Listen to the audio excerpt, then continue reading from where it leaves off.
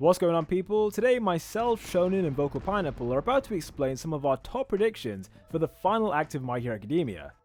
Alright, so before we fully get into the predictions, I just wanted to ask both of you how you think this final act compares to the beginnings of the war arc from a couple years ago. Because, as we've seen, there are a ton of similarities between the two storylines, especially with the heroes being split up and, one group trying to contain Shigaraki.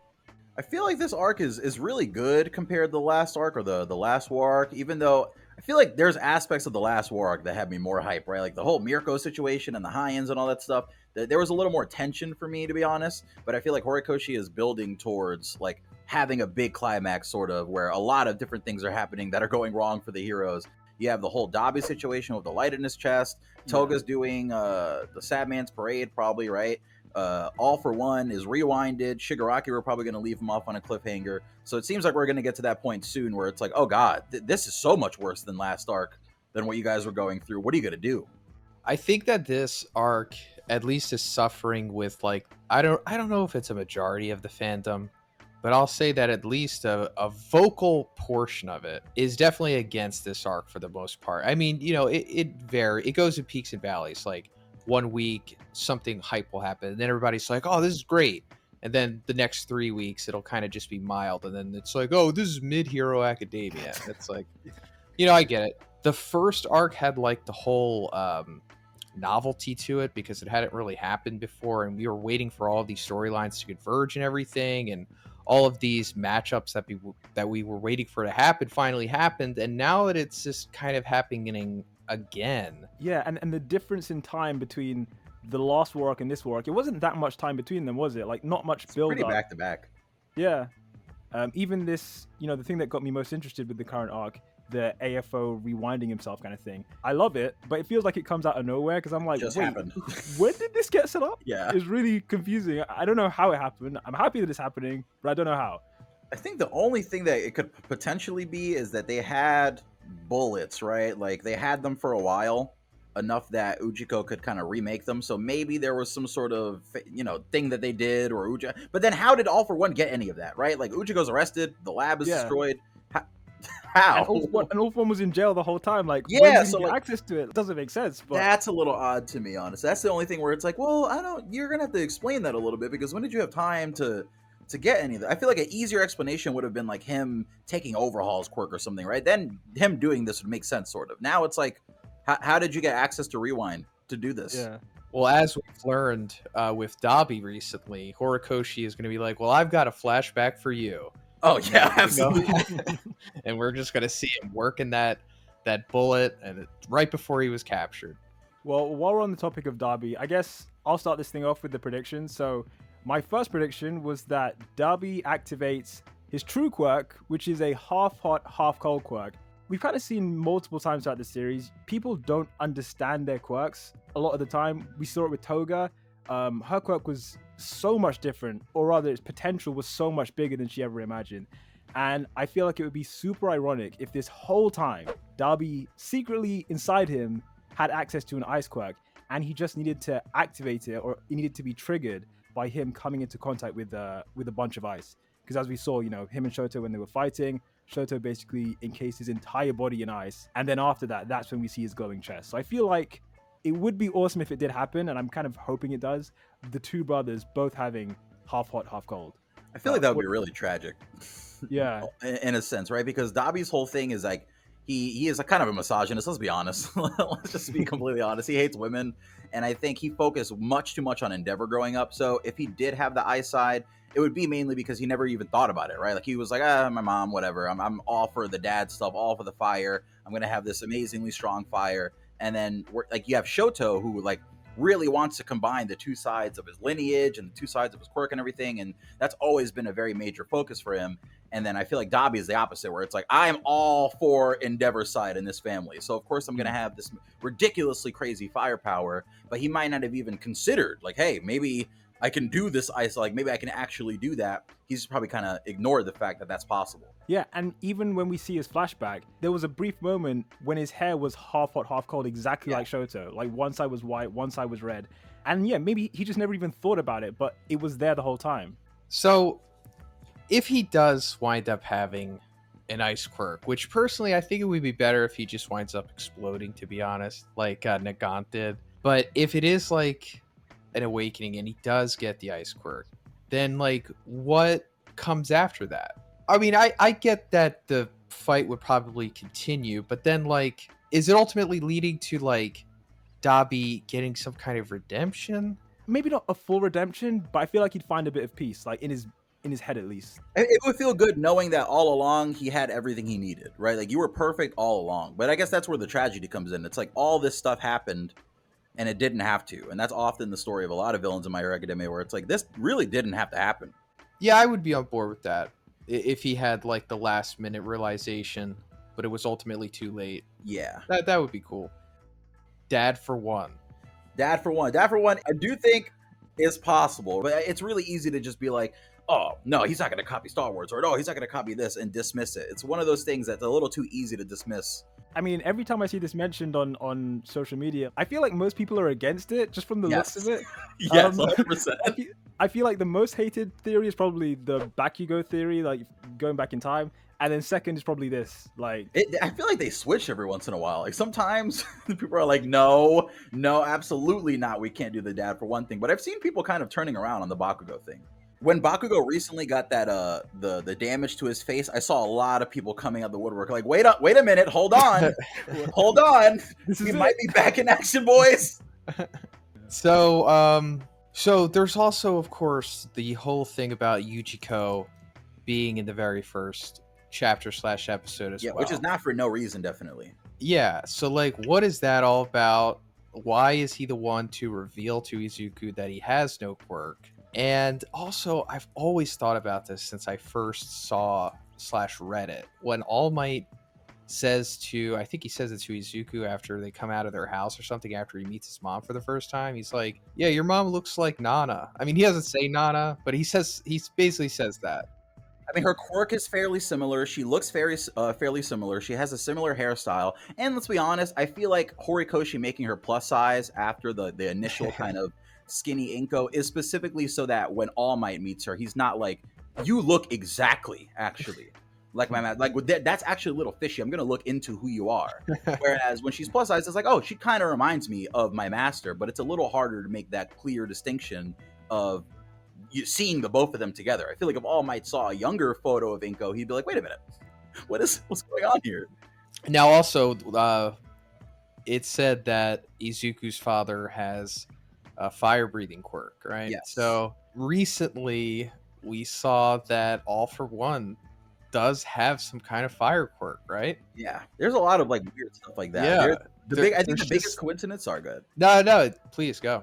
I think the biggest coincidence that's really hard to kind of reconcile is we don't have the exact timing for what year Shigaraki got his quirk is, right? But if you do like age math, it seems like he got his quirk the same summer that Deku was born, and that feels like a coincidence that is very needless. That doesn't need to be the case. So if you're an author, you're going to do that for a reason. And that to me implies that All For One looks at Deku and he's like, okay, you suck. You are literally useless. You're not going to have a quirk. I can tell right away somehow of All For One.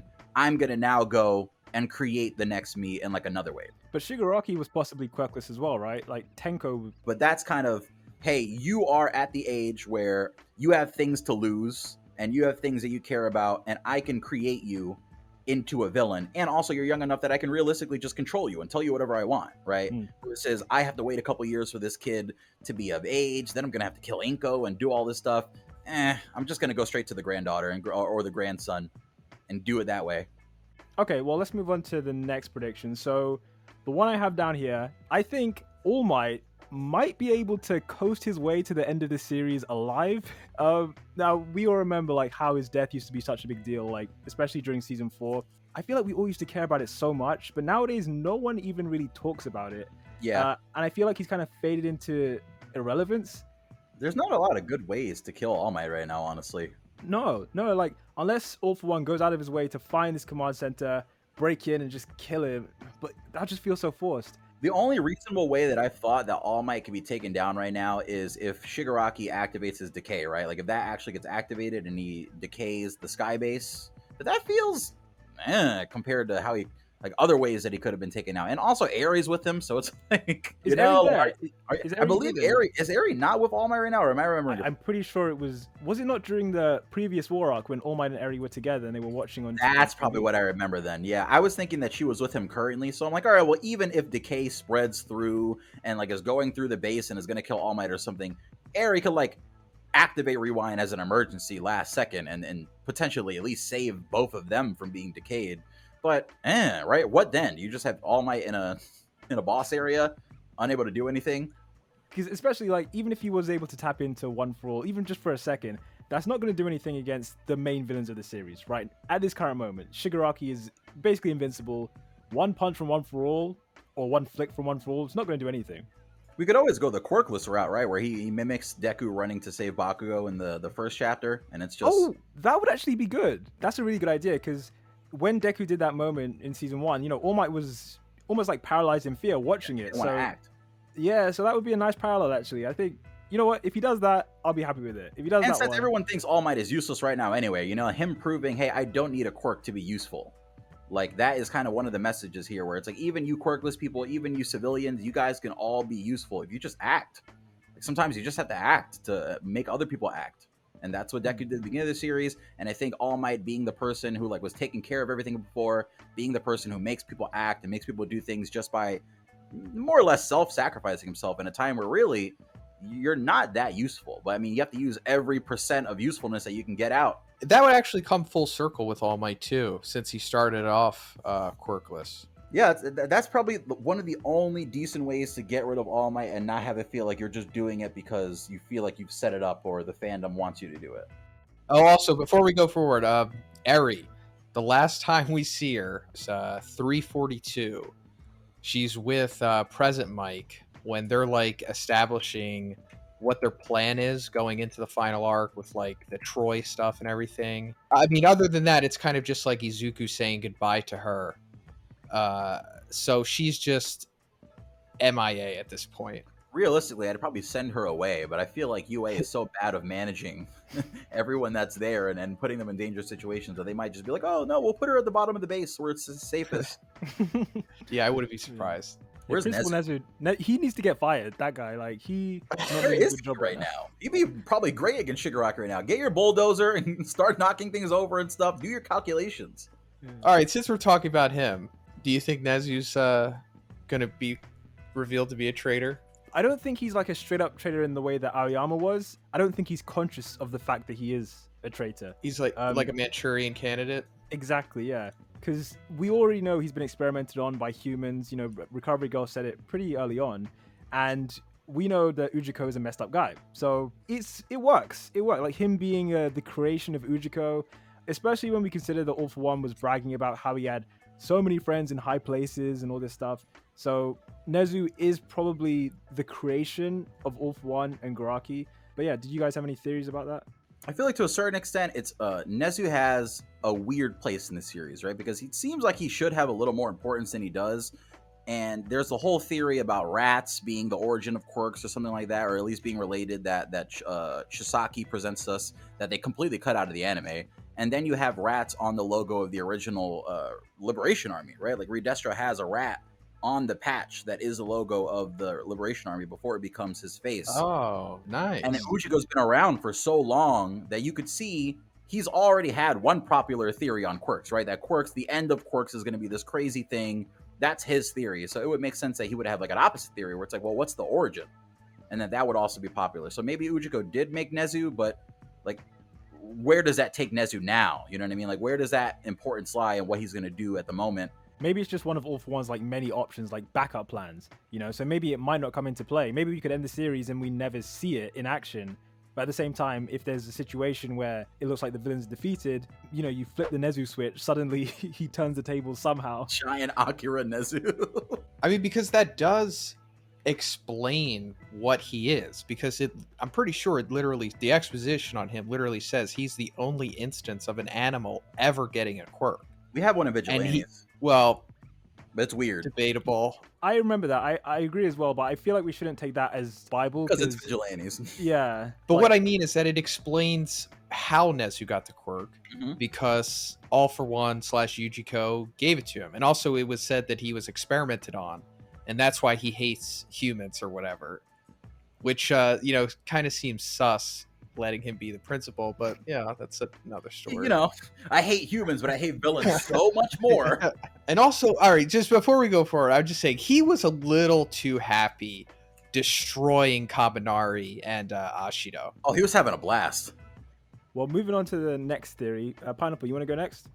Let's see. I think flashbacks of All Might versus All For One, and maybe even the other final battles in the vestige space are gonna be happening, right? Like when Deku's there to save Shigaraki or Tenko from the All For One vestige space. I think that's when we're finally gonna see some flashbacks to the prime All Might versus All For One fight. I've kind of given up on it, to be honest, because I've wanted it so bad for so long, and then it just never transpired. So if we do ultimately wind up seeing it through the sequence that you're talking about, I think that would just be incredible. Like, and then we get to see like the other fights as well too. Oh man, that would be incredible. As fans, we deserve to see those fights, not to get into the entitlement, I guess, sense, but also it's been set up, right? So like it's been set up to a certain extent that the vestige space is good at doing flashbacks and showing you like literally what happened in the past. And I just think that's the best place in a natural sense to show you the previous One For All battles, instead of like Deku reflecting or something and seeing it that way, and then having an interruption in this arc that we're in where it's like, okay, well now we have to do 10 chapters, 15 chapters, like a mini arc. You say 15 chapters, that raises another question. So Horikoshi said what at like Jump Fest or whatever 2021 that the series only had like a year left. That kind of seems unlikely at this point, and I'm not just saying it as like, a copium huffing MHA fan on Twitter that's like, yeah, this series ain't ending in a year, or we've got like another 3 years left. I'm just saying, like, if it does end in like the next 4 months or whatever, that would be odd, because there's so much that still needs to happen. Yeah, not even like speculating about, oh, well, this character needs to do that. Just basically what's been set up for the rest of the arc that we've actually seen that is going to happen. I mean, Deku hasn't even arrived at Shigaraki yet, and it's been going on for a while, and that still hasn't happened. So yeah, there's a lot to wrap up still. And he clearly has to have the longest fight. I mean, if Bakugo and everyone is going to get 7 chapters dedicated to fighting Shigaraki, you would assume Deku's versus Shigaraki is going to be like 10 chapters and be big in scale and everything. Or how long was the Star and Stripe and Shigaraki fight? It has to at least be longer than that, you would assume. It was like 330 to 334, I think. Okay. Oh, so that's shorter than I thought. As long as I thought. Yeah. I just assume it's going to be a little longer than most of the fights in the series because it is the final battle. But I mean, consider that, right? Like we have that fight still. Then we have the DABI situation if something's going to happen there. We haven't really delved into the Kirimina area where like Makia is present underground and they're fighting the person who took out Midnight. Then the whole thing of Toga. Like there is still a lot to cover, even just finishing the battles that are taking place. One of the things that I was worried about with the rest of this series happening is that the rest of Class 1A doesn't get the development that they deserve. I feel like most of it is done, honestly. Like I agree that they haven't gotten the level that they deserve, but I feel like we're kind of in the part where he's like, okay, I've done what I could do. I'll try to develop everyone as much as I can through their final battles. Like Hiroshima and Mina being in the same place as Makia is definitely to call back to, their early I was afraid of Makia thing. Maybe they'll do something. I don't think they're going to just outright defeat them together, because how realistically the two of you do that. But I definitely think those kind of things where we're calling back to all the moments where I tried to develop these characters. But people like Sato aren't really going to get much, I would imagine. Like, oh, hell no. I feel like it'd be wasted pages at this point. Give me the ones you set up already. And don't try to now force in a Mineta backstory that I don't need. You need a Mineta redemption. I mean, if Mineta stops Makia, that'll be the coolest thing ever. Just suffocates him with like the great balls. These balls. So if we're talking about the final aspects of the series or going into the future or whatnot, I do think it's a possibility that what Endeavour saw was factual, because it was a little too nuanced to just be like, oh, this is what I think is going to happen, because Izuku's cape had like an additional layer to it. Hiroshima has a whole different outfit. Yeah, and of course Shoto's haircut. But also what I'm thinking is that like something has to happen with quirks, because like as far as I know, and my quirk science that I have a degree in, the quirk singularity is like a real thing. Yeah, and Shigaraki's whole thing is kind of like a showing us, hey, things can get this bad, where you don't even technically have a quirk, and you're still able to do these horrific things. So like, and the fact that Horikoshi has talked about it so much, I mean, he's never like, I don't know, dedicated a chapter to like, hey guys, this is like a serious thing and we need to address this. He just, you know, every now and then he'll be like, hey, quirk singularity, it's like this. I don't even think Izuku ever really acknowledges it within the actual manga, as far as I know. It's been mentioned to him at most. Yeah, when he talks about it in the World Heroes Mission movie that came out last year, the bad guy, Fleckturn is his name. He basically says the quirk singularity to Izuku, and then Izuku's like, yeah, but that's just like a theory or something like that. It's not weird, right? Because like I feel like at that point he's already had the dream where the first user's like, yeah, no, we're in singularity. It's happening. No, we're past singularity. Yeah. So I'm thinking that like, how is that going to be addressed in the final portion of the series? Because realistically, all quirks have to die. Yes. Not people, but just quirks have to go away in order for humanity to survive. I feel like it's a lose-lose situation, because if you don't address the singularity, it's like, wow, okay, everyone goes on, they become these famous heroes, but at some point in the future, the singularity is going to destroy everyone. Yeah. Right? But then if you do address it, okay, that means everyone's quirks get taken away, no one's a hero, their world is just gone back to the boring world that we live in. But who wants to do the final prediction for the video? I feel like it should be you. Me? Oh, let's see, what have I got here? So this one is Shigaraki will steal a student's quirk. So recently we've been seeing Shigaraki with his 1 million hands, and at no point has he ever been able to actually use it for its true purpose, because, you know, as we know, All For One, the whole way you steal quirks is by using a hand to take it, and he's not been able to do that because of Monoma. So I was kind of thinking that maybe once Monoma eventually blinks, and it will happen eventually, yes, once that happens, you know, Shigaraki just has so many hands. One of those hands could just steal a quirk. I'm thinking maybe from Kaminari, just one of those side characters, where it would be pretty sad, but it wouldn't be the end of the world. I have a funny answer and a serious answer. I think the funniest answer would be Mirio. No. Take that one back again. This time you're not getting it back, buddy.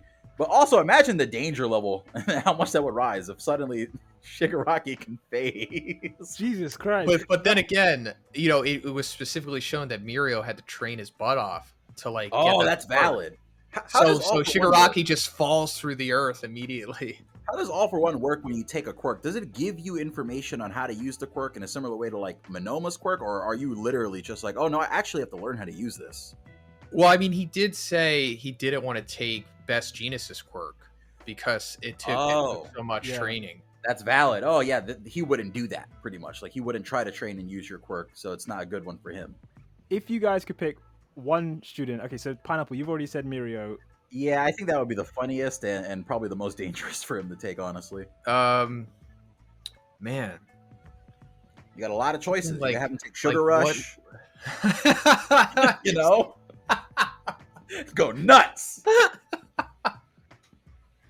Yeah, that's my choice. He's gonna take Sugar Rush. Sato's quirk. I realize this is the most broken quirk here. He just has like bags and bags of like tons of sugar just that he brought with him for some reason, just in preparation, and he just goes insane.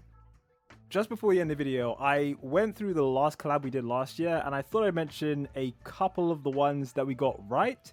Pineapple said that the UA traitor will be revealed while everyone and their parents are at UA, which was... Hey! Nice. I don't know how you said it so accurately. I went so hard with the Aoyama theory. That's what it is. I was just committed. I was like, people think I'm crazy. I'm doing it now. We're going to commit, and I'm going to turn my brain on as hard as I can.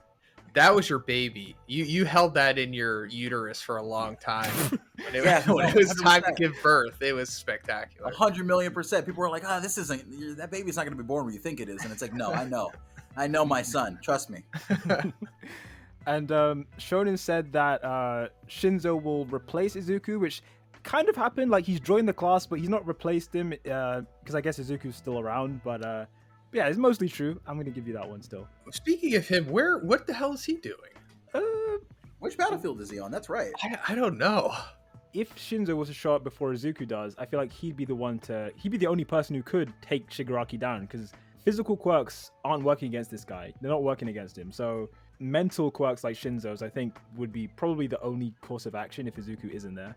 Honestly, I think that has to happen just off of Aizawa being there, and like having his student be helpful. And since Shinso's whole issue is I can't help people with my quirk. I've been told my entire life I'm like a villain and I can't help anyone with my quirk and it's not going to be useful. How about saving everyone at UA against the biggest villain in the series using your quirk? So as far as I know, we don't know where Shinso is. I don't think so. And the last time we saw him do something was 344. He was making Aoyama's parents talk. Hopefully that's not his only role. Imagine. Play a game of telephone real quick. Be right back. Yeah. Well, anyway, guys, thank you both for coming on the channel. And to everyone watching, be sure to check out their channels if you haven't already. I'm pretty sure most people watching know of both of you, but if you're not subscribed already, then check out the link in the description. And yeah, sub to their channels. Thank you so much. Thank you as always.